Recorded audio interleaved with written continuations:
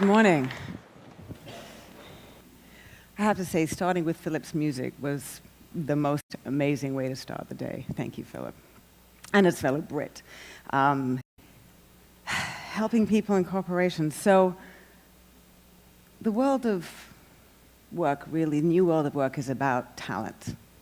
Onions, as I look at it. Layers of understanding that we need to have about what it is that they want. And as Len Schlesinger said yesterday, and how to give it to them so that they can be engaged and productive. That's not actually that easy because we haven't really ever tried to do that. We've actually done a lousy job of treating people in the workplace as human beings. We also have to look at the backdrop and the world and really understand how it has changed. If you think about in the 50s, the economic boom after World War II, when 67% of women were working solely in the home, because you could have one breadwinner who could earn enough money to look after the whole household and buy a house, because the average income was the average price of a house was twice the annual salary. Fast forward to now, when you have 40% of households where with children under 18, women are the primary or sole breadwinner. Families with dual income, married couples have gone from 25% to 60%. Never mind the fact that we're living longer and extended retirement. It is a world of change. It is very different from what we've been looking at. And added to that, we've heard from Walt, we've heard from Ray, all the different technologies that we have out there at our disposal. 3D printing, crowdfunding, crowdsourcing, AI, all these things, for us in this world, this is exciting. This is what we thrive on. It is so interesting to think about the possibilities and the applications, and the things that we can do with it. Oh my goodness. But we're actually this is not the norm for everybody. Are they excited about it? Not so much. When they think about what's going on, workplace flexibility, treating people as individuals and how we cater to that, I always put up a foosball table because, for me, that's a manifestation of a culture and how we're looking to sort of integrate work and play. Devices. Which device should we use? Which platform should we use to cater to people individually so they can be most productive? Culture and articulating a mission and a purpose so that people can connect, which we were hearing about yesterday. The linear, continuous, compounding career, which is over. And so the young people who don't understand there is no career track there. It isn't explicitly expressed by HR as they're coming in, and they're trying to understand how to navigate and develop their potential. We have blurred edges of organizations as work has gone from being an activity. Work has gone from being a fixed time and a place to an activity. Where we have freelancers, we have a combined workforce which is including many more contractors and freelancers who are now involved in the organization. We have flatter organizations, people in networks, silos between divisions are changing. People are connecting so that we can work in a much more responsive way and ideas can be shared and feedback from customers utilized. Different kinds of workplace, when we're looking at activity-based, we have open plan offices and activity-based work so that we can actually have a place where we can do the activity that responds to the environment that we need and the team that we're working with. A lot of people are in the dark. I still have people who say to me, no, it's not changing in my industry. No, we're good right now. There are other people who do have an understanding of what's going on, and they don't want to change. They are resisting it, and it's totally understandable. But the people who are in this room, we here are people who can help. We are comfortable in this environment of change because it isn't a great environment to be innovating when people are using most of their energy to try and just cope with what's going on. We can actually help bring them along to this new place. We understand the language of change. We are already there. We're at that blackboard. We're putting our hand up. We are eager to change. But around us, the people are not as comfortable with that. And recognizing that is important. So back to the onion. So this onion is me. And really trying to understand myself so I can understand how to bring people, how to explain to them why I am comfortable in this changing environment. A Brit originally. I've lived in all these places. And a bit of backstory on that is, in England, in high school, you focus on just a few subjects. So I did maths, physics, and chemistry, and when I was going to college, I didn't know what I wanted to do because I knew I didn't want to study either maths, physics, or chemistry. So in England, that means you can do law, maybe, or something weird. And I didn't want to do law, so I actually considered doing industrial design, and I went to see my cousin, who happens, by amazing coincidence, to be in the audience. And because he lives in Jamestown. Hi. And the decision I came to was that was too much fun, and I couldn't imagine doing it. So I chose to do something else weird, and that was Chinese. And I read Chinese, history, culture, philosophy, whatever. And I thought, okay, if I do it for 4 years, if I don't like it after 1 year, I can change. That's fine. Fascinating. But I took a year off before going to university, and I decided to see what I'd let myself in for.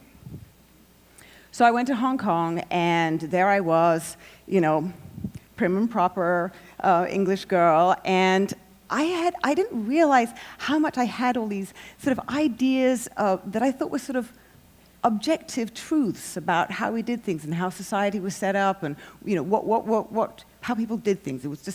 It was so. And there I was, sitting at a dinner table with a whole bunch of Chinese, and I'm eating my rice with my chopsticks. And it's very hard like this. I'm very good with chopsticks, but not with rice. And everybody else was like this. And I was like, okay. And then I'm riding in taxis, and the taxi driver will open the door and spit, and then close it and drive on. I also had thought that this was the only real way that a burp was okay. And even cute. But I'd be talking to a woman, and she would burp in my face and not say, excuse me, and keep talking. And I actually had to take a step back and say, whoa, the things that I believed were the founding objective understanding of how we lived our lives and what was okay and what was not okay, they don't hold. And it's about context. And what I knew and what I understood was really based on my country, my culture, the way I'd been brought up, things like that. And it really made me rethink my context and what I understood. And I started to see connections. I took an open-minded approach. I started to see connections that I hadn't seen before. How the Chinese culture was actually very similar in many ways to the Italian culture. The focus on food and the big family. There were connections between the English culture and the Chinese. Going around China, they say Guizhu, which means noble race. It's to do with the length of the history.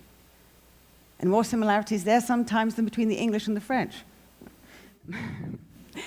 But it really helped me look again at my context and understand much more about me and what was my environment and what was the culture, and taking different perspectives and understanding rights, and what I thought was right was just what I knew. Another much more recent example of context happened much more recently. It happened in January. My father was actually vacation in Grenada with my stepmother, and I was telling my daughter, who's 10, and she said, "Where's Grenada?" And I actually was embarrassed to say that I didn't remember where Grenada was. So I asked Siri, and Siri normally can't understand my accent. But she gave me back an answer, which was totally useless. I knew it was an island in the middle of the ocean. This is what I needed. So it was such a perfect expression of how context is so important. So looking at how we frame the world, it doesn't really matter how we're framing what we're going through. You can look at it as being a reset, of being a refresh, of being constant iterations. But we need to try, and one thing we do know is that we're trying to change the way we're looking at things, applying logic, using tools, seeing what the ways that we can move forward in a very different way, which make a lot of sense now. Or do they? We need to try and help people get to a place where they are grounded, where they feel comfortable, where they can move forward and innovate and stimulate the conditions that people are going to be comfortable enough that they can innovate and not be just struggling to cope with the situation that they're dealing with. That they can look at all of these different things and find the stories within themselves, find the stories that you have to tell them, to help connect them and look at these situations and help them navigate and connect with purpose. Look at the different ways that they can deal with boundaries. One of the biggest challenges is actually having boundaries. If we've had lots of guiding principles and boundaries and strict limitations, to take those away. That is really not easy. But the people in this room here who are excited, who are connected with change,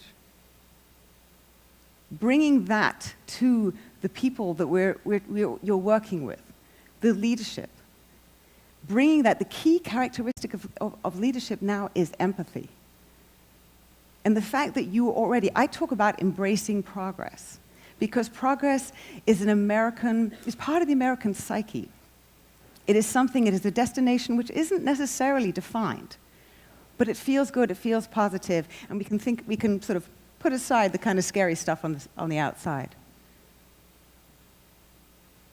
So what we're looking at here is the fact that there are so many exciting things ahead that we find are exciting.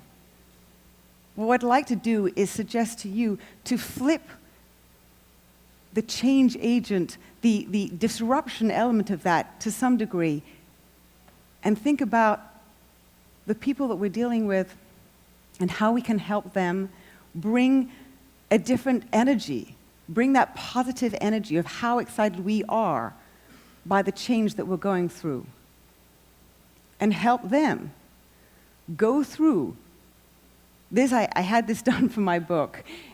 And the point about it is a transformation. If we could have the TARDIS or something like that, that would be great. But it is a transformation, and I do see us here being important change agents, but with a very different perspective. Taking that different perspective, taking the stories that we each have that connect us, that help us understand why we're comfortable in this new world. In this changing world, it is not going to slow down. I always say that, and it's a technical term here, that the next 5 to 10 years are going to be messy at best. And I truly mean that. But I think we are well equipped, very well equipped, to deal with that messiness, to harness that messiness, and really help people as well as ourselves, using stories, using that positive energy to transform the workplace and our lives. Thank you.